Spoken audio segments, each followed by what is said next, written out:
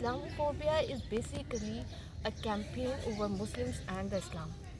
Islamophobia, in reality itself, it means irrational fear of something. If we add Islam before it, it means the fear of Islam. That means we are particularly talking about Islam.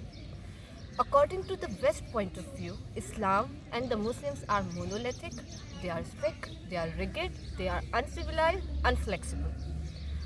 The philosopher of United States, Jack Shaheen, wrote in his book, Real Bad Arabs, that is, Islam and the Muslims are heartless, they are brutal, they are uncivilized.